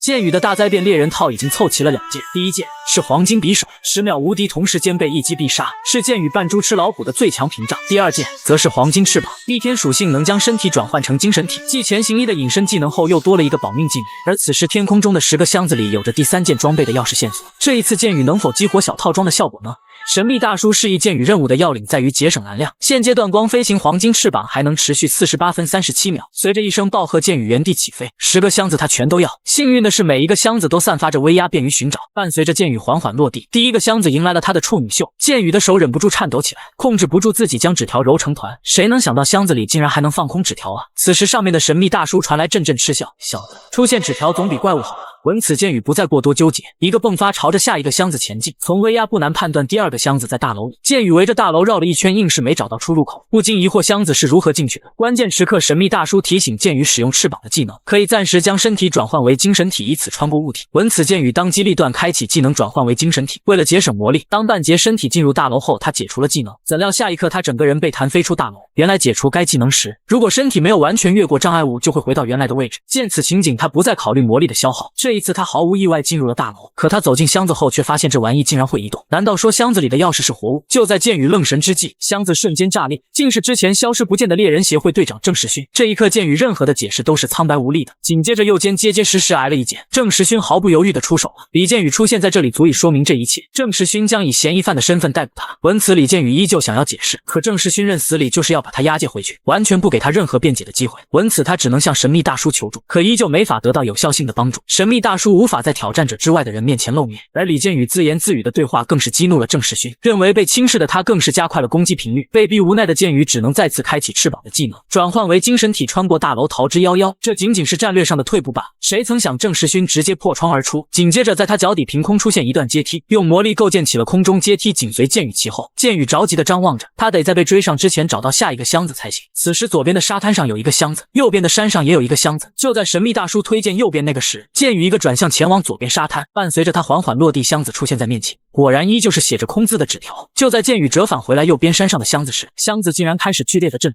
剑宇无奈抬头望天，听着神秘大叔的狡辩，可那货却说不出来个所以然。就在这时，一阵破空声在身后响起，待到烟雾散尽，正是阴魂不散的郑时勋追了上来。郑时勋一是要把李剑宇带回猎人协会，二是要报李剑宇把他关进箱子之仇。闻此，剑宇不再多言，开启隐身技能，当务之急先开启眼前的箱子完成任务。可巨大的冲击将他直接干翻在地，箱子里藏着的竟是塔尔塔罗斯的化身。看这属性介绍，似乎还是个成长型化身。郑时勋看着这一幕冷汗直流，怎么会是他？这还是郑时勋第一次露出这样的表情。对于塔尔塔罗斯的化身，剑宇有着绝对的自信，只需要像韩成俊一样击碎他头顶的宝石即可。随即剑宇抬头望天，这一切都跟神秘大叔脱不了关系。下一瞬，3个漆黑的传送门赫然出现在他面前，里面散发出摄人的威压。片刻之后，等级全是问号的怪物从里面踏出，而这便是塔尔塔罗斯的影子士兵。闻此，剑宇不再墨迹，直接唤出黄金匕首，秉承着擒贼先擒王的原则，准备拿下塔尔塔罗斯。而这一幕恰巧被郑时勋尽收眼底，他可是在孩提时代见过这把匕首的。当时的拥有者正是大灾变猎人韩成俊。就在剑宇愣神之际，影子士兵的攻击后发先至，仅仅只是一击血量瞬间清空，但也因此触发黄金匕首10秒无敌一击必杀的特性，只是一个扫击，影子骑士直接湮灭。对此剑宇很是满意。与此同时，郑时勋同样一剑挥出，竟是直接将2名影子骑士拦腰斩断。不愧为猎人协会第4部的队长。下一秒，他提剑对着塔尔塔罗斯的幻影就是一个冲锋，他目光如炬直视前方。李剑宇的是直接被他抛诸脑后，副本攻略失败那就完了。塔尔塔罗斯高举右臂，目标直指郑时勋，只因他干掉了2只影子骑士，吸引到更多的仇恨。伴随着塔尔塔罗斯的攻击落下，郑时勋心里慌的一批，此刻早已没有了任何操作的角度，他无奈的闭上了双眼，只希望最后能留个全尸。可想象中的画面并没有出现，神秘大叔现身扛住了这势在必得的一击，眼睛可是在睡觉的时候才能闭上。话罢，神秘大叔大喝一声，猛地爆发，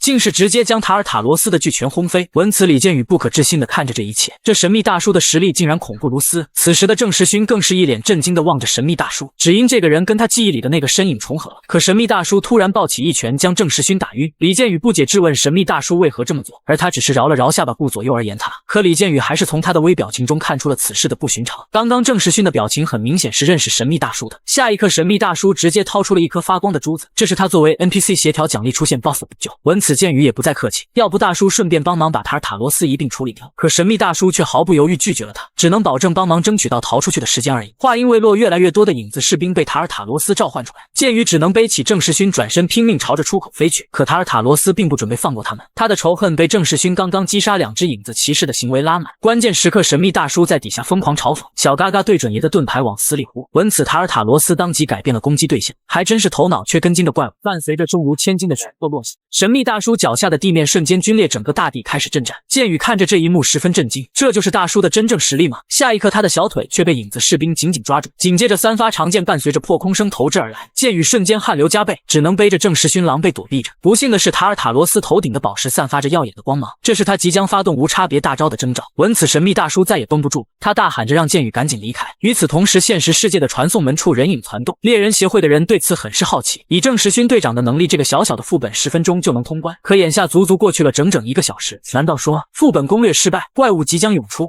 ？H 国的地级副本传送口惊现异状，等级未知的影子骑士夺门而出，猎人协会的战斗人员很是震惊，就连部长和战报记者也绷不住，因为只有等级相差100级以上才会显示问号。伴随着影子骑士展示出碾压式的实力，猎人协会的战斗人员被单方面虐杀。闻此部长和记者顾不得独家新闻的报道，转身拼了命远离传送口。突然眼前一个巨物占据了部长的视野，这让部长很是疑惑，什么时候这里出现了一个巨型建筑物堵路？闻言边上的记者否定了他的看法，这根本不是建筑物。闻此部长抬头望去，眼前一幕让他很是震惊，仅仅只是怪物的一只脚掌而已，而他便是地级副本出来的隐藏 BOSS 塔尔塔罗斯。就在这时，记者感受到背后有人碰了下自己，随后他颤巍巍地转过头去，正是刚刚猎杀猎人协会的影子骑士。四目相对的一瞬间，影子骑士的劈斩轰然而至。就在这危急时刻，一阵急促的脚步声传来，李建宇飞身一跃斩获影子骑士首级，经验值提升1，等级提升1，可分配属性增加5点。黄金匕首灵魂契约发动，等级和经验值初始化为1。被救下来的两人还未从刚刚的震惊中缓和过来，就看到李建宇回过头来，大叔，今晚看到的是记得保密。随后他就这么朝着传送门处走去，天知道部长和记者会不会帮他保守秘密。与此同时，猎人协会的战斗人员很是狼狈，光凭他们完全无法抗衡影子骑士。这时李建宇竟然出现在战斗区域，这令他们很是疑惑。李建宇并没有理会，他径直越过他们朝着影子骑士走去，黄金匕首挥动了5次，也带走了5名影子骑士的生命。猎人协会的战斗人员很是震惊，凭什么只有1级的家伙实力如此逆天？李建宇并没有理会，他示意猎人协会的战斗人员看向远方，有什么疑问可以请教他们的队长郑世勋。可这货自从被李建宇救出来后便陷入了昏迷。与此同时，塔尔塔罗斯大喝一声，开启了长达3分钟的技能咏唱。李建宇心中暗道，该死的神秘大叔竟将塔尔塔罗斯丢给我。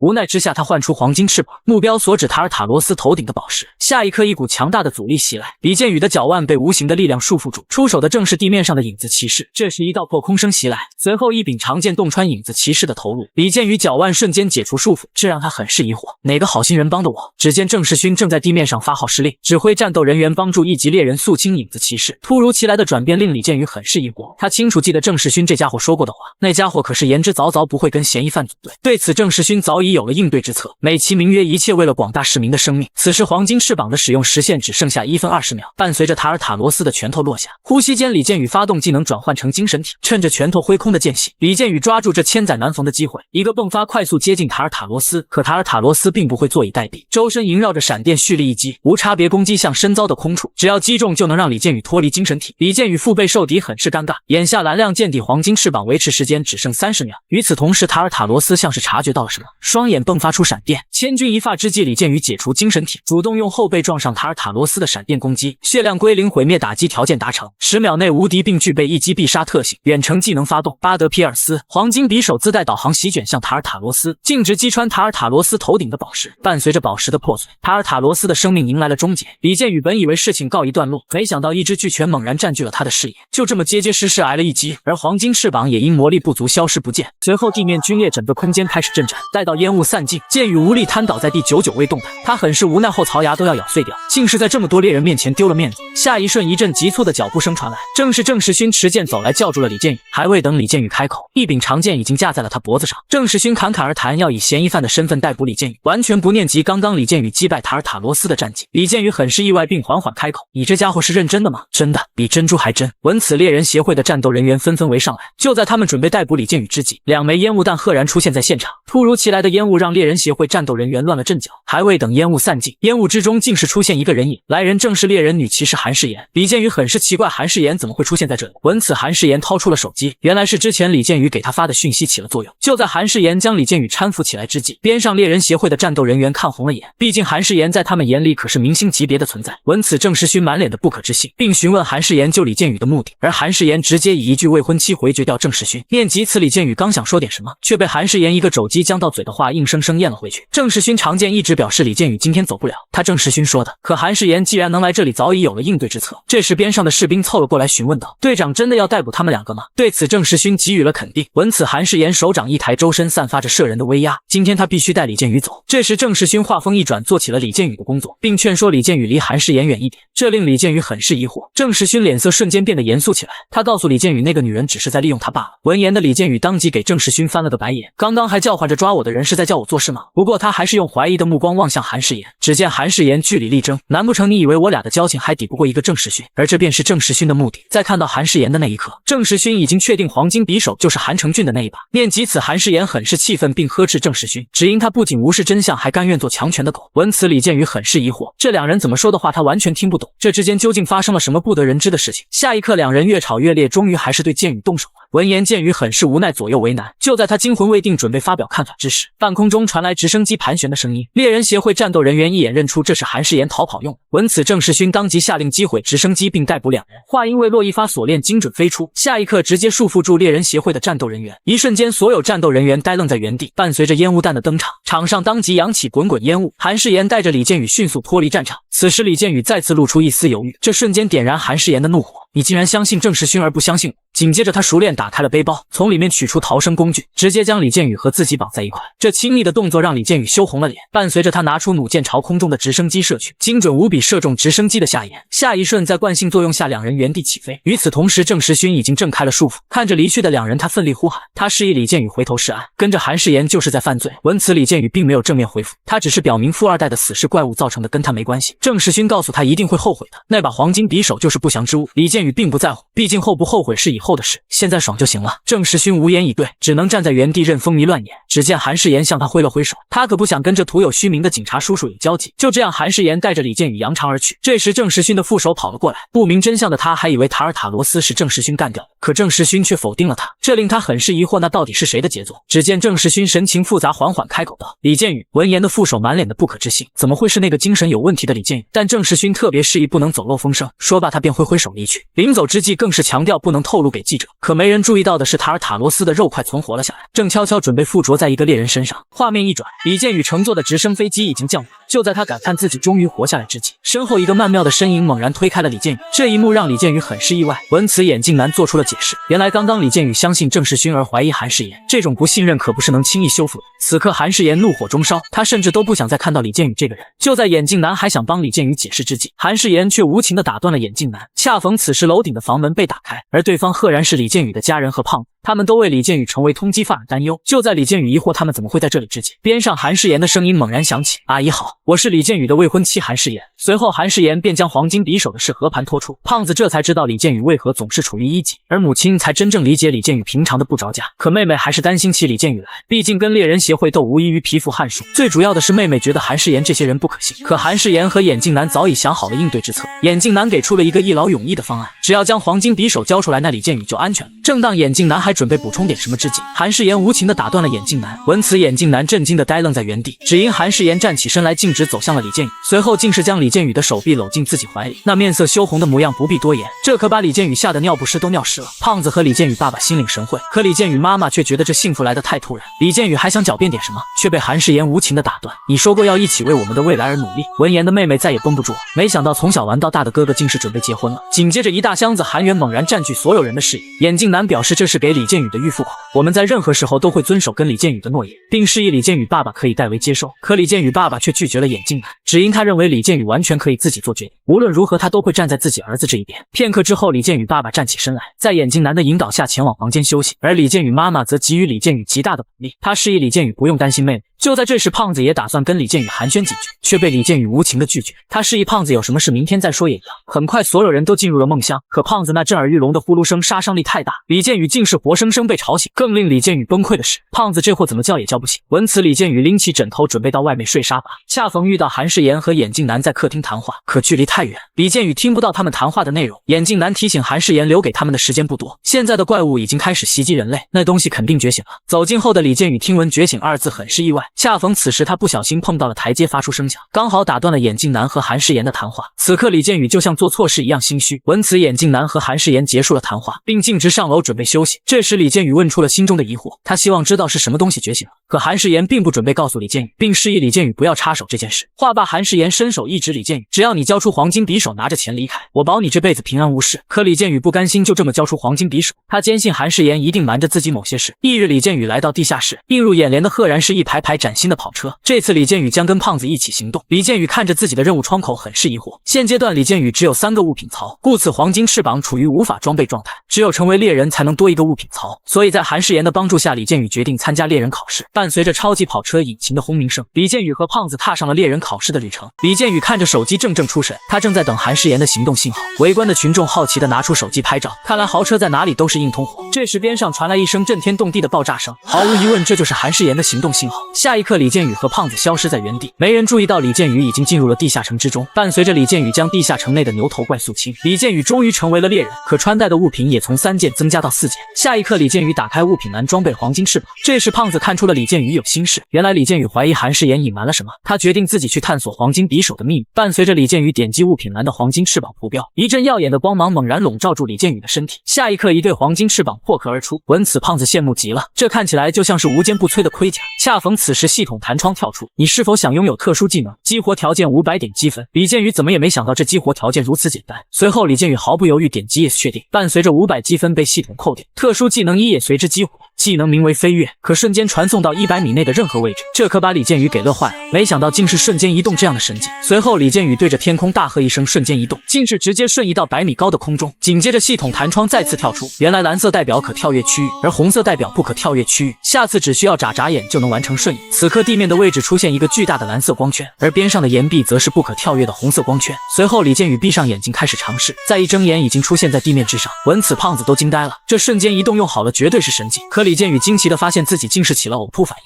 好在还有足够的时间适应。这时新的任务弹窗跳出，利用特殊技能瞬移躲避100次攻击。可刚刚最后一只地下城怪物已经被李建宇肃清。就在李建宇为寻找怪物发愁之际，一个熟悉的声音猛然从身后响起，1级的小子，今天我就要让这里变成你的墓地。原来是大刀男带着小弟给李建宇送人头来，刚好可以作为李建宇的任务目标，完成100次神秘技能瞬移的实验对象。伴随着李建宇唤出黄金匕首，一场无差别的屠杀即将拉开序幕。片刻之后，大刀男一伙举手跪地求饶，即使他们人多，还是败在李建宇手上。就在李建宇思索着如何处理他们之际，大刀男看到黄金匕首后，吓得尿不湿都尿湿了。他连连摆手表示会当李建宇最忠诚的小弟，话罢直接跪伏在地祈求李建宇高抬贵手。这时胖子提醒李建宇可以利用他们刷任务，可新的任务是抹杀300至200级以上的怪物，这无疑对李建宇来说是极大的挑战，而且在地下城待久了还会引起韩世妍的怀疑。但看着跪伏在地的大刀男等人，李建宇却泛起了愁。片刻之后，李建宇示意大刀男自行向猎人协会自首。闻言众人很是震惊，没想到最后还能保住自己的小命。看着落荒而逃的大刀男等人，李建宇带着胖子也即将离开地下城。可片刻之后，大刀男等人再次占据了他们的视野。大刀男摸了摸头，表示他们正在寻找出口。闻言的李建宇给予了肯定，毕竟出口只有一个，很容易相遇。片刻之后，李建宇发现了诡异的一幕，他竟是再一次遇到了大刀男等人。李建宇这才意识到地下城环境的变化，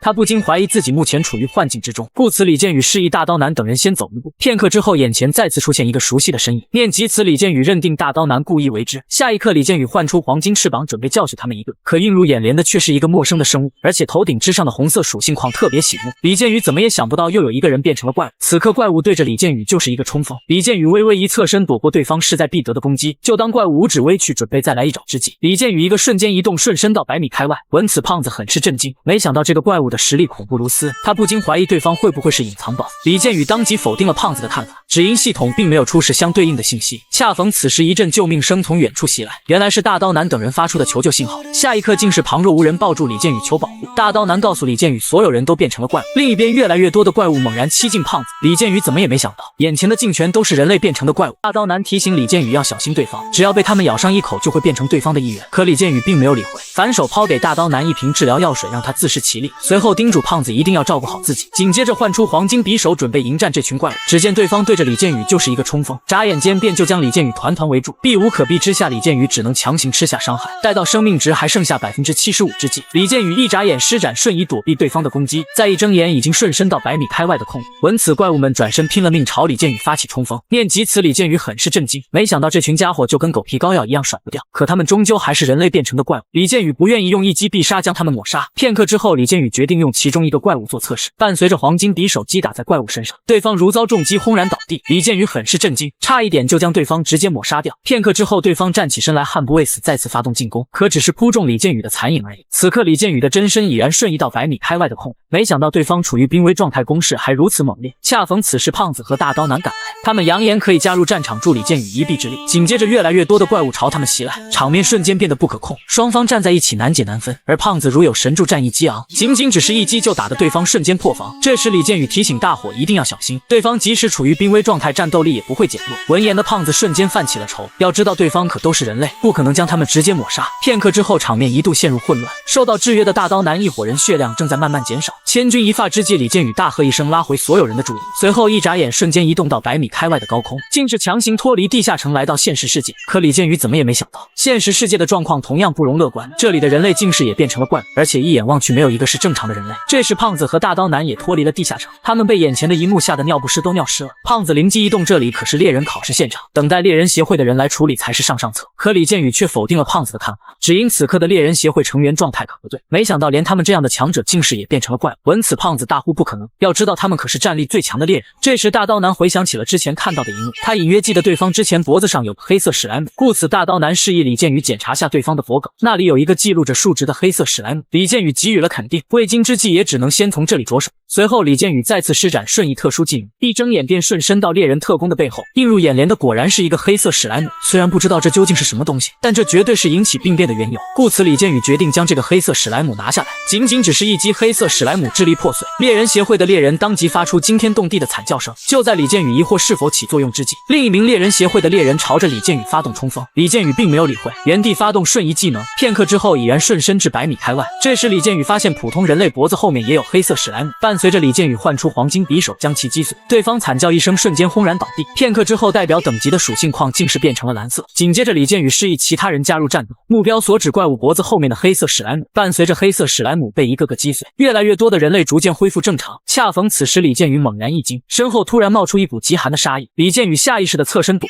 没想到竟是一把长柄武器。就在李建宇疑惑暗箭伤人的主谋之际，一个猎人协会的特工猛然占据了他的视野，而且对方的等级竟然还是问号，这也意味着对方的等级高出李建宇太多。下一刻，对方的武器竟是释放出射人的魔气，紧接着刚刚解救的人类轰然倒地，他们身上同样释放出相同的魔气，而这股魔气竟是被猎人协会的特工吸入腹中。下一刻，他的身体发生异变，仿佛有什么东西即将破体而出。就在李建宇为此而愣神之际，一个诡异的怪物猛然占据了他的视野。闻此，李建宇吓得尿不湿都尿湿了，只因对方竟是口吐人言：“小子，没想到你会在这里出现，卑微的人类挑战者，把钥匙交出来，饶你不死。”可李建宇压根没见过对方口中的钥匙。就在李建宇为此愣神之际，对方面露凶光，露出狰狞的冷笑，随后将地上的长柄武器拔了出来，摄人的魔气席卷全场，整个空间开始震颤。片刻之后，竟是幻化成等级为问号的怪物，光从模样上看像极了对方的分身。闻此，李建宇很是震惊。要知道，只有等级相差太多才会显示出问号。此刻大刀南吓得尿不湿都尿湿了，他大声呼喊着李建宇赶紧逃跑。只因猎人界流传着一个不成文的规定，遇到等级为问号的怪物必须转身就跑。可凡事都有意外，李建宇瞬间暴起，对着怪物就是一个冲锋。这时边上的胖子正在极力救助受伤的人类，刚好可以让李建宇毫无顾虑的战斗。片刻之后，李建宇欺进怪物身前就是一发斩击，可黄金匕首却是透体而过，没有造成任何伤害。那种感觉就像是击打在棉花之上一样无力。下一刻，怪物的武器猛然占据了李建宇的视野，避无可避之下，李建宇强行吃下了怪物的攻击。仅仅只是一击，李建宇血量降到了0，更是因此触发黄金匕首隐藏特性，10秒内无敌，并拥有一击必杀效果。此时场外的胖子和大刀男很是震惊，只因李建宇岌岌可危，即将陨落，而怪物们竟是放弃了李建宇，朝着他们袭来。伴随着李建宇大喝一声，施展瞬间移动技能，下一刻竟是瞬身出现在大刀男等人的面前。可李建宇深知普通的攻击手段对这些怪物无效，千钧一发之际，李建宇猛然想起黄金翅膀的特殊技能精神体转化，黄金匕首也随之转化为精神攻击，这一次效果显著，仅仅只是一击，怪物的身体支离破碎。下一刻系统弹窗跳出，恭喜你击败等级为问号的怪物，你的等级提升，你的属性点增加5点，黄金匕首隐藏特性激活，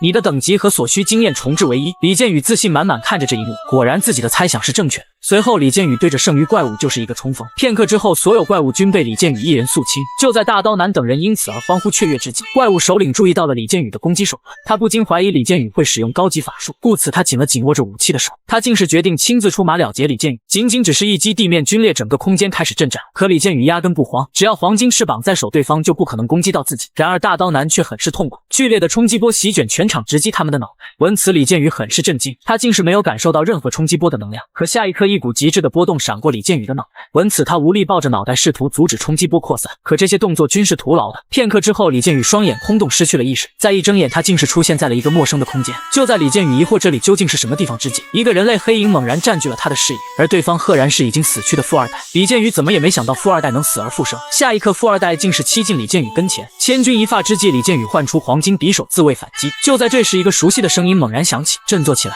你这个傻瓜！闻言的李建宇一个机灵，睁开双眼，映入眼帘的赫然是全身散发着魔气的怪物首领。李建宇这才知道刚刚的自己陷入了幻境。下一刻，一声清脆的玻璃破碎声传来，系统弹窗随之跳出，你已破坏了黑色史莱姆，你已摆脱了幻境的控制。原来刚刚出手的赫然是未婚妻韩世妍，刚刚就是他帮助李建宇摆脱了幻境。一想到这，李建宇猛然抱住了韩世妍，他原以为韩世妍也跟其他人一样变成了怪物，可韩世妍压根不惯着李建宇，挣脱李建宇束缚后反手就是一个大嘴巴子伺候。片刻之后，大刀男等人也摆脱了幻境，刚刚的他们在幻境中也经历了难忘的一幕。闻此，怪物首领瞬间来了兴趣，他没想到这个支离破碎的挑战者竟然有人能办。可听闻支离破碎4字的李建宇很是震惊，他实在听不懂怪物首领想表达的意思。但韩世妍并不准备跟对方废话，大喝一声，对着怪物首领就是一个冲锋。然而韩世妍势在必得的一击却被对方轻松格挡下来。在之后的陆战中，韩世妍渐渐败下阵来。就在这千钧一发之际，李建宇加入战场，一个瞬身来到怪物首领身后，扬起黄金匕首，对着怪物首领后背就是一发凿击。可这全力一击竟只是打掉怪物首领8%血量，也正是这一击彻底激怒了怪物首领。伴随着怪物首领抬手一挥，竟是射出无数魔气锥袭向李建宇和韩世妍。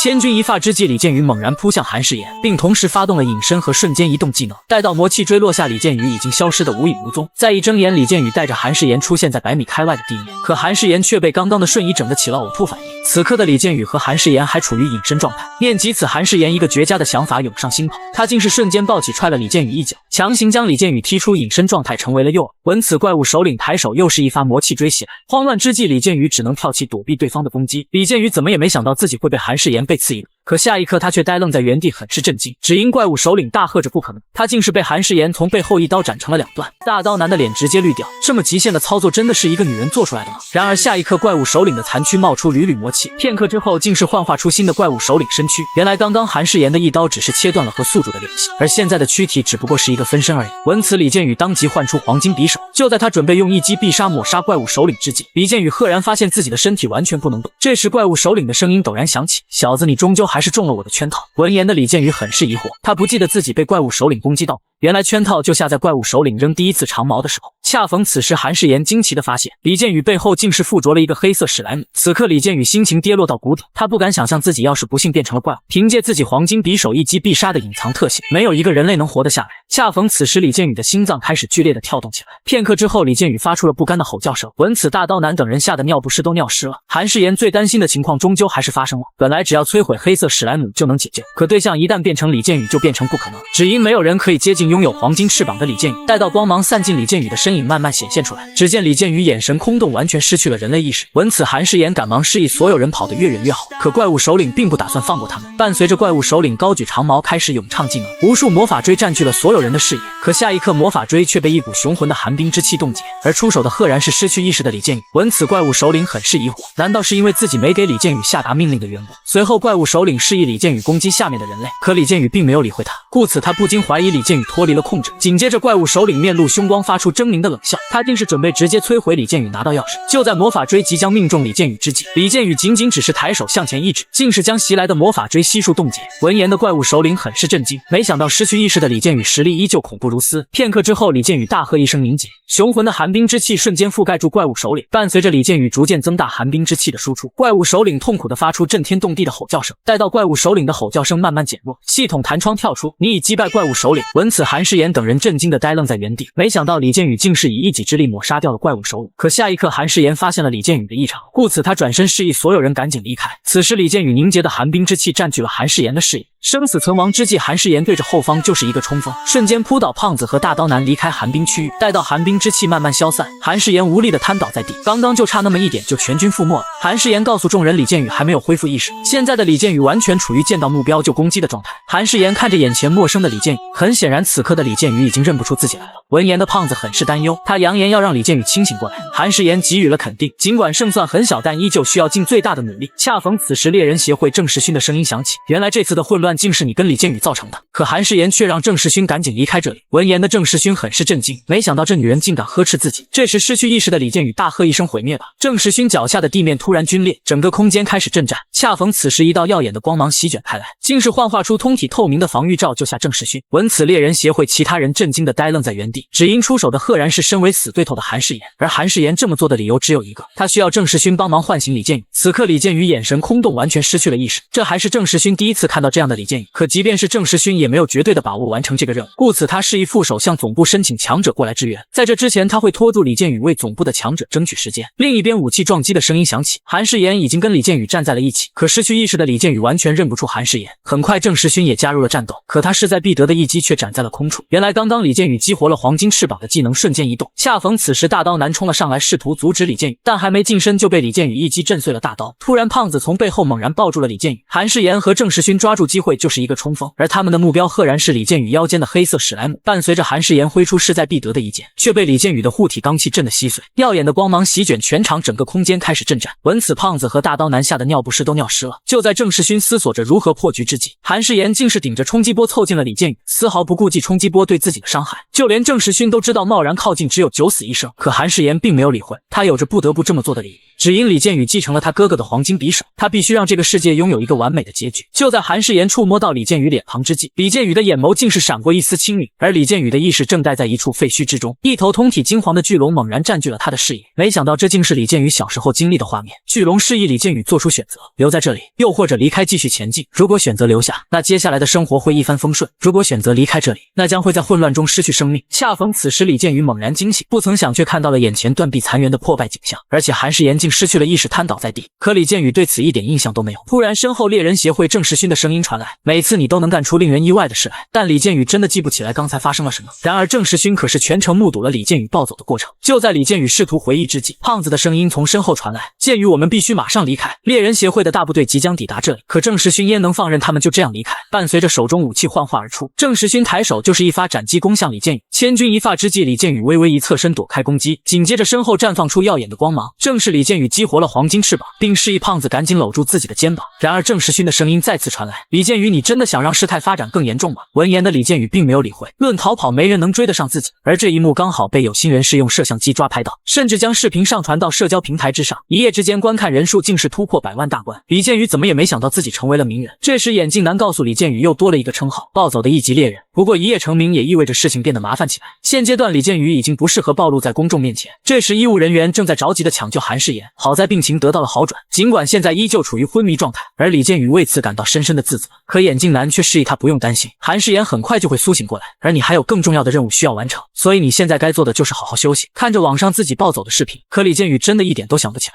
不过他倒是记得出现了一条巨龙，而且李建宇印象中以前好像见过他。这时妹妹的声音传来，原来此刻已经到了晚饭时间，可李建宇却发现妹妹的情绪不太对。就在李建宇开口询问妹妹有什么心事之际，映入眼帘的却是妹妹泪眼婆娑的双眸。妹妹希望李建宇以后不要做这么危险的事。恰逢此时妈妈已经将晚饭准备好，爸爸表示并不想干预李建宇的事，但一定要记住家是你最安全的港湾。闻言的李建宇突然想起那条奇怪的巨龙，故此他开口询问父亲这件事。父亲母亲，你们记得大灾难的事情吗？那应该是发生在15年前的事啊。而李建宇迫切想知道那一天自己在哪里。闻言的母亲陷入了沉思，那一天到处都是怪物，空气中充满了尖叫声，可思索片刻后母亲实在记不起来了。这时父亲提醒到是在小学里面找到的李建宇，但是李建宇清楚地记得梦里是一片废墟，这样看来线索又断了。突然妹妹的声音响起，她提醒母亲那里根本就不是小学，而是学校边上被拆除的建筑工地。妹妹虽然当时很小，但她清楚地记得李建宇被发现时抱着一块落尸不放。闻言的李建宇猛然惊醒，原来这并不是一个梦。念及此，李建宇猛然站起身来，他有着必须要确定的事情做。可如果这个不是梦，为什么我一直以来都没有那时候的记忆呢？而且之前陷入暴走状态也是一点印象没有。那个怪物首领口中的挑战者意味着什么？看来他提到的钥匙能解开我心中的疑惑。这时胖子的声音从身后传来，建宇你看起来有心事。话罢，胖子一把搂住了建宇，他看穿了建宇在为韩世妍而担忧。闻言的建宇瞬间暴起，他一句话没有全都让胖子说完了。就在这时，一阵门铃声打断了两人的谈话。待到李建宇打开门进摄像头后，映入眼帘的赫然是大刀男的小弟。原来就在刚刚，大刀男被猎人协会抓走了，而小弟此次前来是为了请李建宇营救自己的老大，可李建宇却无情地拒绝了他。要知道在这之前，这群人可是想偷自己的黄金匕首来着。闻言的胖子肯定了李建宇的想法，我们可不是以德报怨的人。可小弟实在走投无路，找到了李建宇这边，只因大刀男是被猎人协会的赵太浩所抓。看着手机搜索出来的信息，胖子很是震惊，原来赵太浩可是猎人协会的安全主管，年仅28，却是郑时勋的直属上司。闻言的小弟怒由心生，就是这个家伙陷害自己的老大锒铛入狱，故此小弟将希望寄情于李建宇的瞬间移动上，为今之计也只有越狱这一条路可行。可李建宇却无情地拒绝了他，只因越狱这种事他这种良好公民定不会涉足。不曾想小弟却掏出一张卡片威胁李建宇，而这恰恰是之前怪物首领掉落的战利品，如果李建宇不帮忙，那他将会把卡片毁掉。闻此李建宇当即起了杀心，你是要自己交出来，还是我干掉你再驱走？可下一刻李建宇却被卡片上的内容迷失了神，打开通往被封印怪物首领真实身体的地牢之门的邀请函。如果你想知道答案是什么，请用笔输入复杂挑战者签名。而这种形式的任务李建宇闻所未闻，而且这个答案似乎跟自己遗忘的记忆有关。就在李建宇思索着签不签名之际，胖子凑了过来，却只是看到一张白纸，看来这上面的内容只有身为挑战者的李建宇看得到。小弟更是补充道 ，boss 掉落的物品除了这张纸外还有一支笔，不过那支笔在大刀男手里。既然如此，李建宇决定为了那支笔闯一闯猎人协会的监狱。